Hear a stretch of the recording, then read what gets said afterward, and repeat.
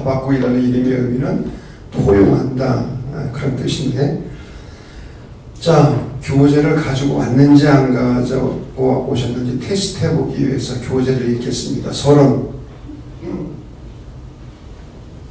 자, 서론입니다. 하박국은 시작. 하박국은 욥기에서 취급하고 있는 것과 유사한 문제를 가지고 고민하는 예언자다. 어떤 문제를 가지고 고민해요? 왜 의인이 고난을 받고 악인이 잘 되냐? 악인이 형통하냐? 그런 문제 가지고 고민을 하는 거야.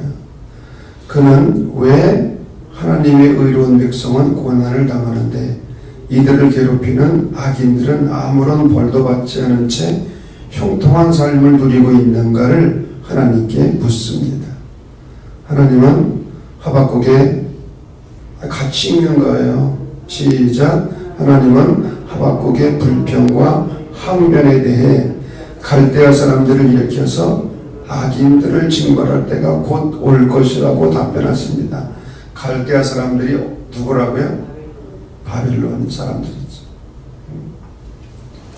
하박국은 계속하여 하나님께 묻습니다. 거룩하신 하나님께서 왜 원수의 국가를 통해서 자기 백성을 심판하려고 하시는지 모르겠다는 것이 그가 가진 두 번째 의문입니다. 하나님은 이 물음에 대해서도 친절하게 답변해 주십니다. 하나님의 백성을 징계하는 도구로 사용된 갈대아 사람들 곧 바벨론도 결국은 그 교만함으로 인해 하나님께 심판을 받을 것이며 세상 모든 사람들은 차별 없이 그가 가진 믿음으로 말미암아 구원을 얻을 것이라는 답변이었습니다.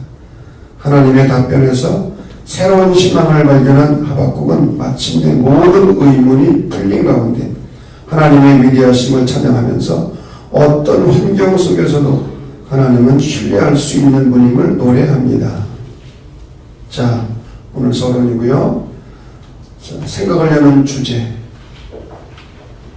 앞에 화면을 보시고 첫 번째 다 같이 시작. 하박국의 솔직한 질문들에 대해 하나님은 어떻게 응답하셨습니까? 둘째, 이해하기 어려운 하나님의 섭리에 직면할 때 우리가 가져야 할 올바른 태도는 무엇입니까? 섭리라는 말은 하나님께서 당신의 계획과 목적을 가지고 운행하신다는 거예요. 세상을 통치하신다는 거예요.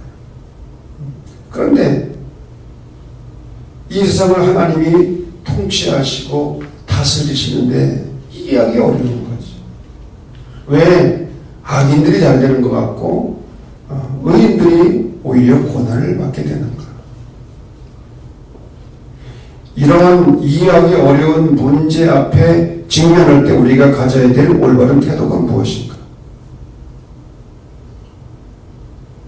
세 번째 시작. 의인이 구원받는 것은 어떠한 믿음을 통해서입니까?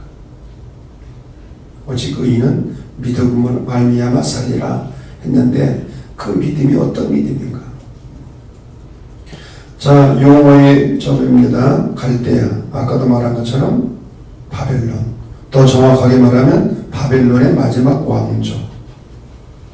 이 갈대아 사람들은 바벨론인을 의미한다고 보면 됩니다. 두 번째, 시기 언어 3장 1절에 나옵니다. 이 말의 의미는 탄식시 혹은 복받치는 감정이 담긴 소란하고 열광적인 찬가. 우리가 노래를 부를 때 복받치는 감정을 가지고 하는 경우가 있습니까? 복받치는 감정이 담긴 소란하고 열광적인 찬가. 아마 흑인들이 이런 찬양을 해요. 흑인 연가. 예. 열정적이죠, 그 사람들은. 대만은 에돔의 다른 이름이거나 에돔의 한 지역을 가리킨다. 에돔이 누구의 후손이죠? 에서의 후손을 가리킵니다. 자, 시대적인 배경입니다. 하박국은 포로기 이전에 활동했어요? 이후에 활동했어요? 화면에 나오잖아요. 포로기 이전이에요. 포로기 이전 남유다입니까? 북이스라엘입니까? 남유다.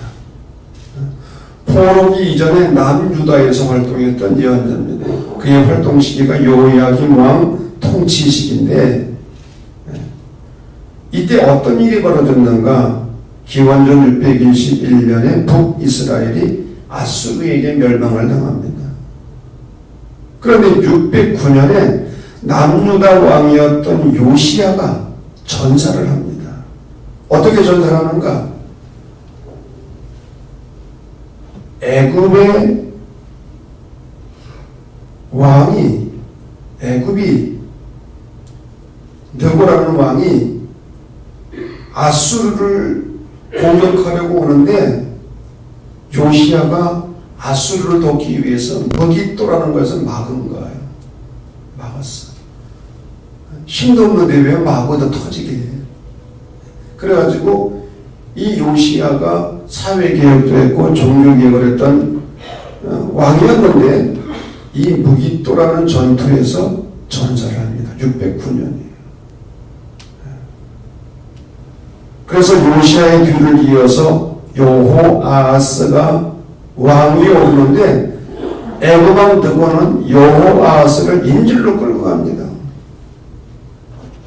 그리고 왕을 세우는데 그 사람이 바로 여호야김이에요. 그러니까 이 여호야김은 누구의 눈치를 볼 수밖에 없어요? 애굽 왕의 눈치를 봐요. 환심을 사려고 하고.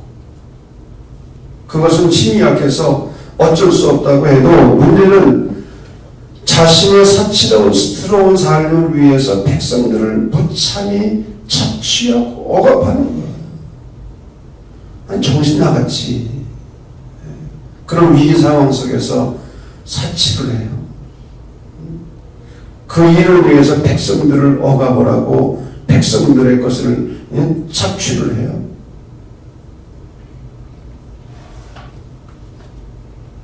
그러니 정치도 혼란하고 도덕이 부패하고 심각한 것은 종교가 타락한 거예요. 종교가 타락하면 그 사회도 타락할 수밖에 없는 거예요. 그러므로 그 세상은 고통으로 가득 찬 세상이 되었어.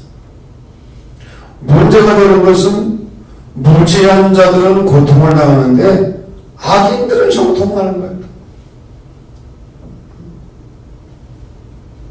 악인들이 고통을 당하고 무지한 자들은, 의로운 자들은 형통해야 될 텐데 정반대 상황이 벌어지는 거예요. 이런 상황 속에서 하박국이 예언자로 부름을 받게 되었는데, 그러니까 예언자들은 하나님 앞에 하나님께 계속 질문을 던지는 거예요. 왜? 어찌하여? 그래서 이 하박국은 하나님께 질문을 많이 한 사람입니다.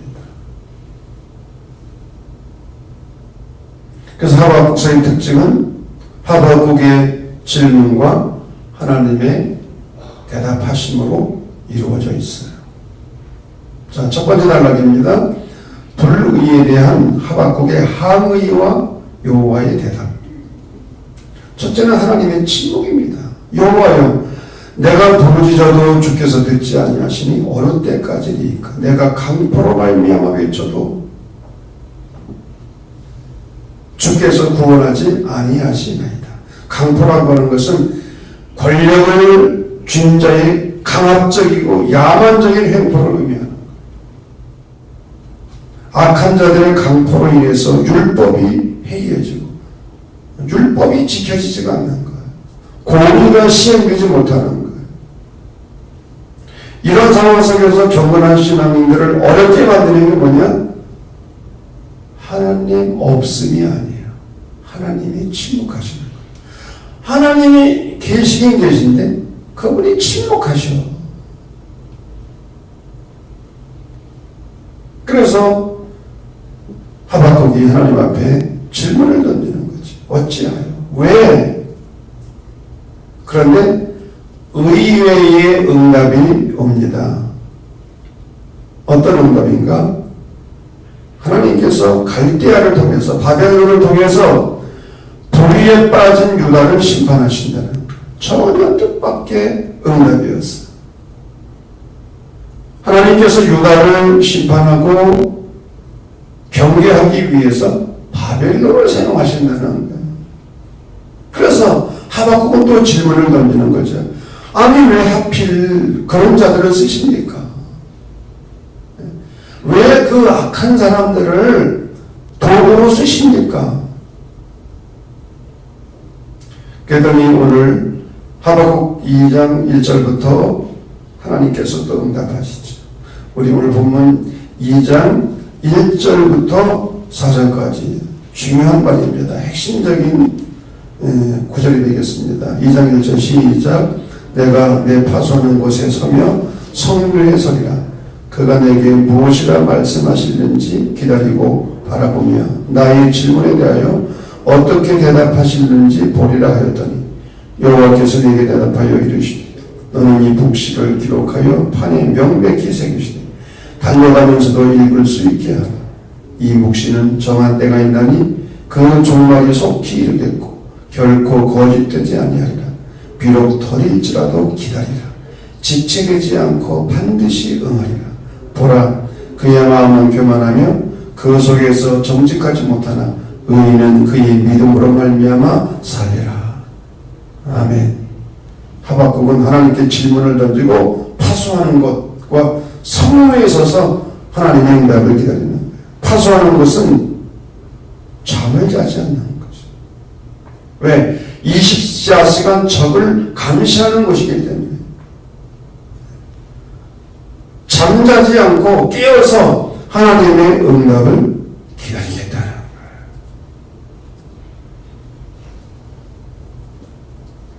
그랬더니 하나님께서 어떻게 응답하셨어요? 비록 더딜지라도 기다리라. 지체되지 않고 정령 응하리라. 여러분, 하나님의 응답에는 세 가지가 있다고 그랬죠? Yes, No, Wait. 적극적으로 응답하시는 것도 있고 아니다. 응답이 없어요. 응답하시지 않아. 세 번째로는 Wait, 기다려라. 기다리라는 거예요. 하나님의 약속은 하나님이 정하신 때 하나님이 정하신 방법으로 반드시 응답하신다는 거예요. 그러므로 성급한 마음을 품지 말고 인내하는 자세로 기다리라는 거예요. 신앙은 기다림입니다. 아멘 안 해도 기다림입니다. 그럴 때는 아멘 하라는 거야. 기다리는 거. 하나님의 때, 하나님의 시간, 하나님의 방법, 기다리라는 거. 그러면서 2장 4절 의인은 믿음으로 말미암아 살리라. 이 세대가 아무리 악할지라도 불평하거나 원망하지 말고 너는 오직 믿음을 가지고 하나님과 바른 관계를 맺고 살라는 거야. 그러면 구원을 얻게 될 것이다. 아멘 안 해도 그럴 것이다. 여러분, 이 성경 구절이 역사를 뒤바꾼 성경이잖아요. 사도 바울이 로마서를 쓰면서 1장 17절에 이 하박국서 2장 4절 말씀을 인용했어. 마틴 루터는 로마서 주석을 썼는데 우리 감독의 창시자 존 웨슬리 목사님이 마틴 루터가 쓴 로마서 주석 1장 17절 부분을 사회자가 앞에서 읽어 내려가는 가운데 가슴이 뜨거워지는 체험을 합니다. 사실은 이 성경 구절이 감리교회를 탄생시킨 구절이기도 해요. 루터로 하여금, 마틴 루터로 하여금 회심을 하게 된 구절이기도 하고. 그래서 이 하박국서 2장 4절 말씀은 역사를 뒤바꾼 구절이에요.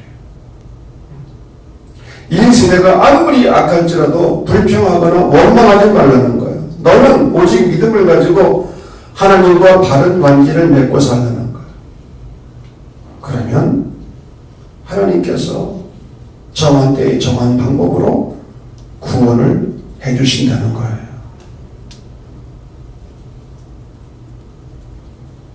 두 번째로는 불의에 대한 심판입니다. 하나님께서는 범죄한 유다 민족을 심판하기 위해서 갈대아를 사용하시지만 하나님께서는 이 갈대아까지도 결국에는 심판하신다는,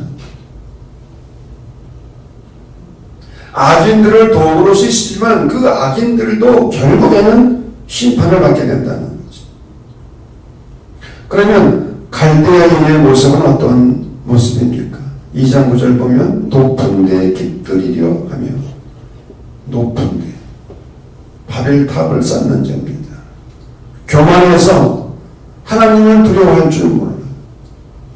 하나님 없이 살려고 해요. 하나님께서 없는 것처럼 멋대로 행동을 해요. 이걸 자행자지라고 그러죠. 높은 데 깃들이려 하며, 영적 교만입니다. 우리가 신앙생활을 하면서 정말 조심해야 될 것이 교만인데 그 중에서도 영적 교만. 항상 교만이 문제잖아요. 그 중에서도 영적 교만. 높은 데 깃들이려 해요. 2장 12절 피로 읍을 건설하고 불의로 성을 건축해. 읍을 건설하고 성을 건축한다는 것은 성공을 의미하는데, 문제는 옳지 않은 방법으로 성공을 추구하고 옳지 않은 목적을 추구하는, 정당한 방법으로 성공을 하면은 누가 뭐래. 그런데 옳지 않은 방법으로 성공을 추구하는,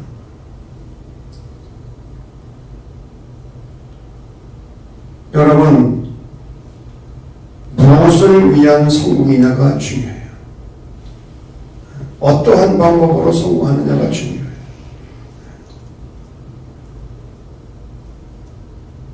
하나님을 향한 성공, 하나님을 위한 성공, 하나님이 인정하시는 성공이 되어야 될 줄로 믿습니다. 2장 14절 말씀 다 같이 시작. 이는 물이 바다를 덮은 같이 여호와의 영광을 인정하는 세상에 가득함이니라. 여기서 여호와의 영광이라고 하는 말은 그 앞에 12절 13절 말씀과 연계가 되어 있는 건데, 이 세상을 공의로 다스리시는 여호와의 위력과 위엄을 의미해요. 하나님은 이 세상을 공의로 다스리신다. 위력과 위엄을 가지고. 그렇지 않으면 이 세상이 어떻게 되겠어? 2장 15절을 보면 이웃에게 술을 마시고 내 자기의 분노를 더하며 그로 취하게 하고 그 하체를 드러내려 하는 자. 한마디로 남을 부끄럽게 하는 거예요. 벌거벗겨서 그의 허물을 많은 사람 앞에 공개시키는 아주 잔인한 죄예요. 취하게 하고 하체를 드러내려. 우리가 노아의 세 아들 가운데 함에 관한 이야기가 있잖아요. 노아가 포도주에 취해서 하체를 드러내놓고 잠을 잡았을 때 함은 그것을 보고 형제들에게 흉을 받잖아요. 하지만 셈과 야벳은 뒷걸음질 쳐서 아버지의 하체를 덮어줬어요. 이 일로 인해서 셈과 야벳은 축복을 받게 되었고 함은 저주를 받게 되었어요. 함도 잘못했지만 노아도 잘해야지 정신 차리고 술을 먹고 정신을 못 차려 그래.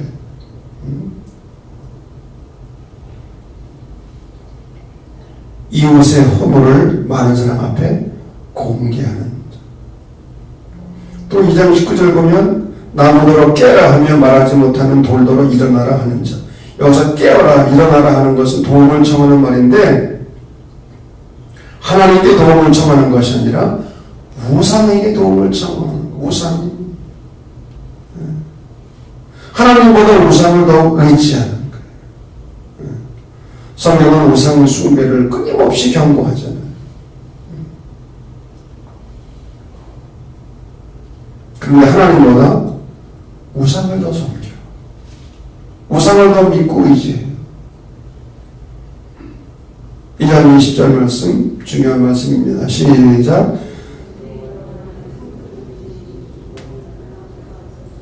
네, 오직 여호와는 성전에 계시니 5천원은 그 앞에서 잠잠할지니라.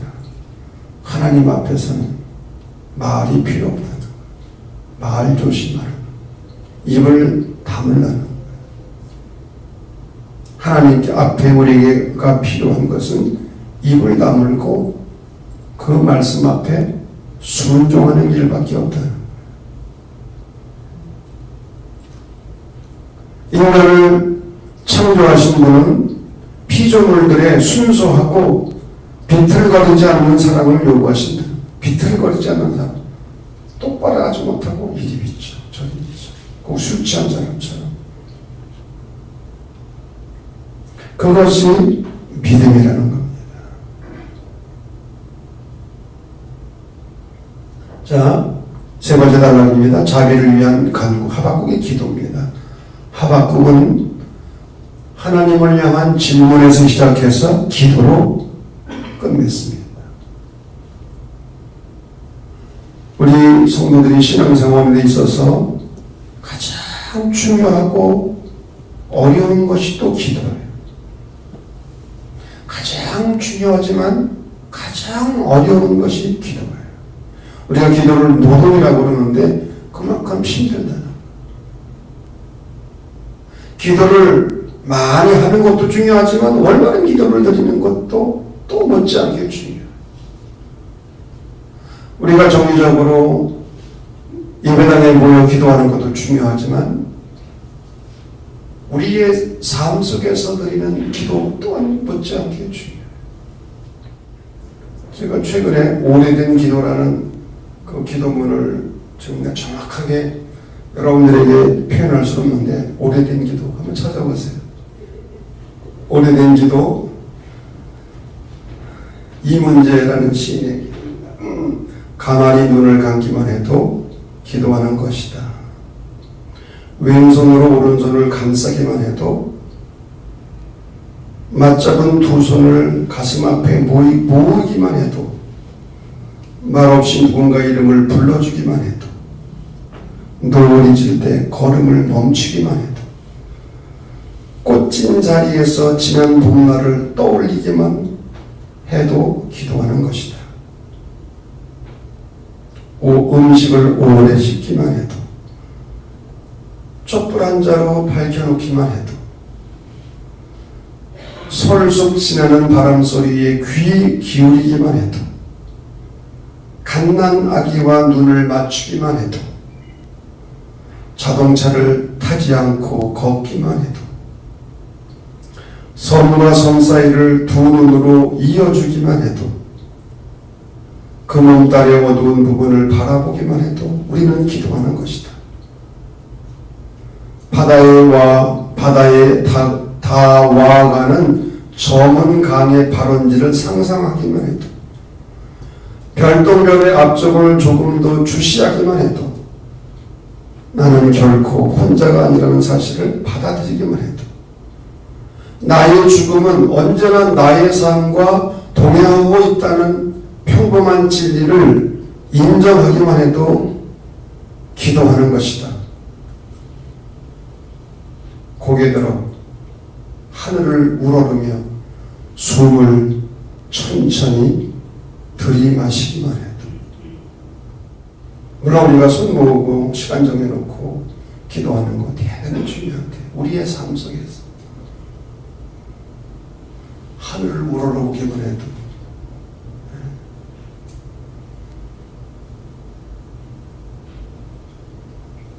자 3장은 하박국의 기도인데 3장 2절입니다. 시작. 여호와여 내가 주께 대한 소문을 듣고 놀랐나이다. 여호와여 주는 주의 일을 이 수년 내에 부응하게 하옵소서. 이 수년 내에 나타내시옵소서. 진노 중에라도 긍휼을 잊지 마옵소서. 하나님을 향한 경외 있습니다. 네. 기도의 밑바탕에는 하나님을 향한 경외심이 있어야 된다. 역사와 나의 삶을 주관하시는 공의로우신 하나님께 대한 두려움이 있어야 된다. 두려움. 그것이 기도의 밑바탕에 깔려 있어야 된다는 거죠. 깔려 있어. 그리고 주의 일을 이 수년 내에 부흥케 하옵소서. 내 일이 아니에요. 나의 일이 아니야. 주의 일을 부흥케 해달라는 거예요. 부흥의 사전적인 의미가 뭡니까? 시들었던 화초가 다시 싱싱하게 살아나는 거. 이게 부흥이에요. 물이 없으니까 화초가 시들시들거려. 다 죽어가. 그런데 물을 주니까 다시 싱싱하게 살아나는 거. 이게 부흥이에요. 부흥. 그러면 부흥은 언제 어떻게 일어나는가? 여러분, 회개가 있는 곳에 부흥이 일어나는 줄로 믿습니다. 아무리 부흥케 해달라고 기도해도 부흥이 안 일어나. 여러분, 1907년 평양 대부흥 운동이 있었잖아요. 한국 개신교의 역사 속에서 이 1907년의 대부흥 운동은 정말 대단한 운동이었어요. 그런데 이 부흥운동이 어떻게 시작이 됐다고요? 1903년 원산의 하디 선교사의 회개로부터. 캐나다에서 온 의료 선교사인 하디는 교회가 부흥되지 않으니까 성회복음 모임에서 자신의 죄를 자백하기 시작했어요. 나는 선교사로서 교만한 마음을 가지고 한국인들을 무시했고 백인 우월주의를 가지고 내가 지금까지 목회를 했다. 교회가 부흥되지 않는 것은 내 잘못이다. 그러면서 하디가 눈물을 흘리며 통곡으로 회개하며 기도할 때 같이 함께했던 사람들이 회개하며 기도했고 이 회개의 운동이 전국으로 확산된 거예요. 여러분, 진정한 부흥은 진정한 회개가 있는 곳에서 일어나게 되는 줄로 믿습니다. 진정한 부흥을 원하십니까? 여러분, 내 가슴에서부터 진정한 회개가 있어야 될 것을 믿습니다. 두 번째로는 진노 중에라도 긍휼을 잊지 마시옵소서. 하나님의 긍휼만이 인간의 소망이라는 거예요.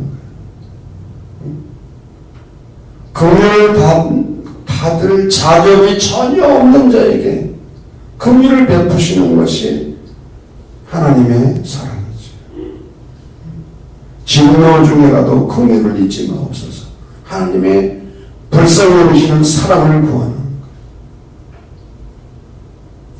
3절에서 15절까지는 인간을 구원하기 위해 오시는 하나님의 모습을 늠름한 용사로 그리고 있습니다. 구원을 위해서 이미 전투하고 있는 분, 말을 타고 구원의 병거를 몰고 달려오시는 하나님을 그리고 있습니다. 그리고 마지막 16절에서 18절 말씀은 고난의 현실 속에서도 하나님을 바라보는 기도예요. 이 참 대단한 기도죠.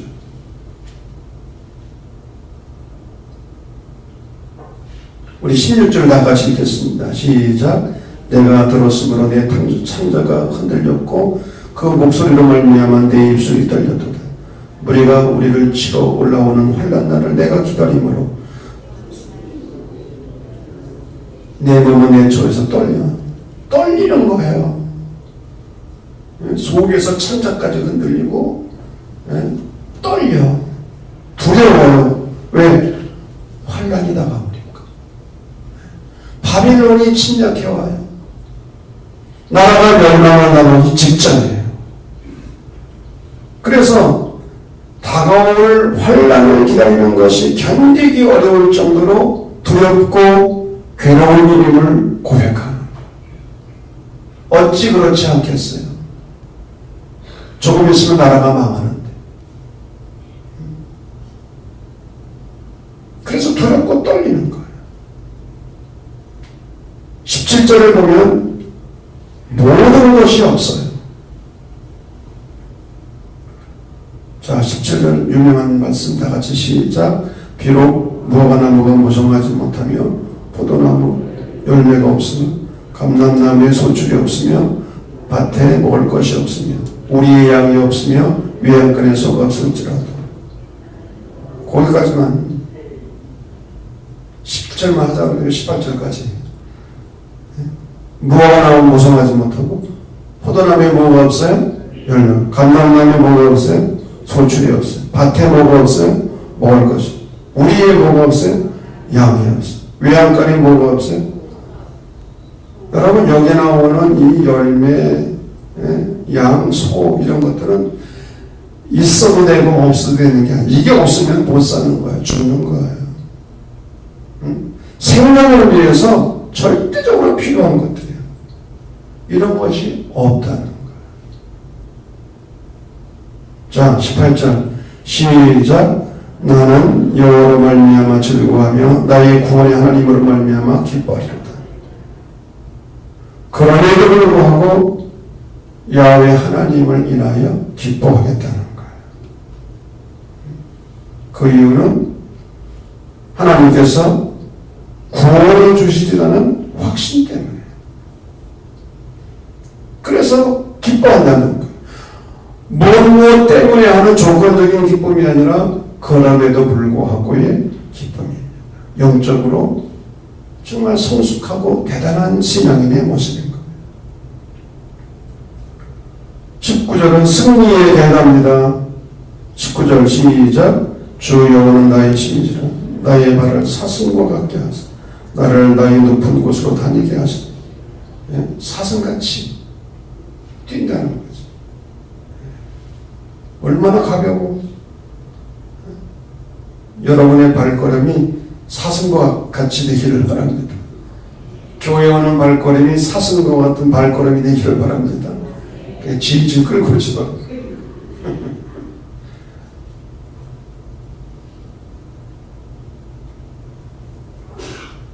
신학적 의미입니다. 하박국 3장 16절에서 19절에 나오는 하박국의 고백은 빌립보서에 나오는 사도 바울의 고백과 똑같아요. 비슷해. 여러분, 빌립보서가 무슨 서신이죠? 무슨 서신? 옥중 서신. 로마의 지하 감옥에서 쓴 거예요. 죄수의 몸으로. 그런데도 빌립보서는 기쁨이라는 말을 가장 많이 사용하고 있어요. 그래서 이 빌립보서의 별명이 기쁨의 복음인 거예요.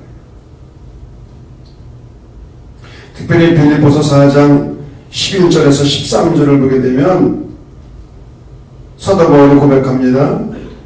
어떠한 형편에든지 나는 자족하기를 배웠노니 나는 비천에 처할 줄도 알고 풍부에 처할 줄도 알아 모든 일 곧 배부름과 배고픔과 풍부와 궁핍에도 처할 줄 아는 일체의 비결을 배웠노라. 그 유명한 빌립보서 4장 13절 말씀 시작. 이 구절을 전 세계 그리스도인들이 가장 좋아한대. 근데 그것도 못해. 시작. 내게 능력 주시는 자 안에서 내가 모든 것을 할 수 있는. 이 성경 구절을 전 세계 사람들이 가장 많이 좋아하는데 가장 많이 또한 오해를 하고서 오해. 요 성경 구절만 딱 따가지고 내가 모든 것을 할 수 있다. 근데 여러분 여기서 모든 게 뭐예요? 그 위에 앞에 11절과 12절에 나오는 말씀이에요. 모든 일, 어떤 일이에요? 배고픔과 풍부와 궁핍을 처할 줄 아는 일치의 비결을 배웠노라. 능력 주시는 분 안에서 이 모든 것들을 할 수 있다는 거예요. 자족하기를 배웠다는 거예요. 어떠한 형편에 처할 줄도 아는 비결을 배웠다는 거예요. 이게 모든 일이에요. 모든 일. 하박국의 고백과 빌립보서에 나오는 사도 바울의 고백이 비슷해. 도저히 기뻐할 수 없는 상황인데도 기뻐하는 거예요. 두 번째, 시작. 하박국의 질문에 대한 하나님의 답변에서 새로운 희망을 발견한 하박국은 마침내 모든 의문이 풀린 가운데 하나님의 위대하심을 찬양하면서 어떤 환경 속에서도 하나님은 신뢰할 수 있는 분임을 고백합니다. 처음에는 하나님께 항의하고 질문하고 따지고 어찌하여 왜? 여러분, 정직한 질문이 있는 곳에 답변이 있는 거예요. 왜라는 질문을 우리는 던져야 되는 거예요. TBC를 하면서 어느 젊은 집사님이 장로교회에서 성장을 했는데 그런 얘기를 하더라고. 목사님, 나는 교회 와서 지금까지 질문하면 안 되는 줄 알았어요. 그렇게 배웠다는 거야, 지금까지. 대부분 한국 교회가 그렇죠. 아니에요, 여러분. 질문을 던져야 돼요. 정직한 질문을 던져야 돼요. 왜라는 질문을 던져야 돼요. 믿지 못하겠거든 질문을 던져야 질문. 하박국은 끊임없이 하나님께 질문을 던졌어요. 그러나 결국 답변이 주어졌어요. 그래서 하나님을 신뢰할 수 있는 그런 신앙으로 성장을 하게 된 것이죠. 자, 마지막 세 번째로 바벨론에 대한 심판의 말씀에서 창과 칼을 가지고 무자비하게 짓밟는 모든 군사문화는 반드시 멸망하는, 예수님 하신 말씀처럼 칼을 쓰는 자는 뭘로 망한다? 여러분, 군사적인 힘을 가지고 세계를 지배하려고 했던 나라 다 망했어. 역사적으로 보세요. 한결같이 다 망했어. 로마가 대표적인 경우거든.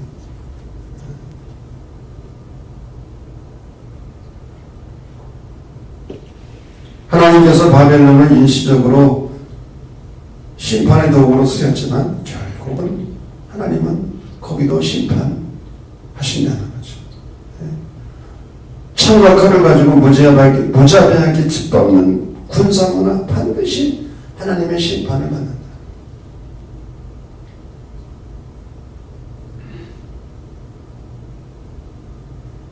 무력으로 정권을 잡고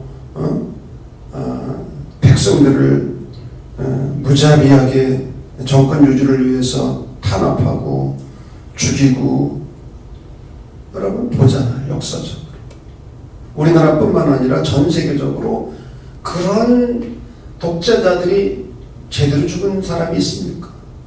한 사람도 없잖아요. 한 사람.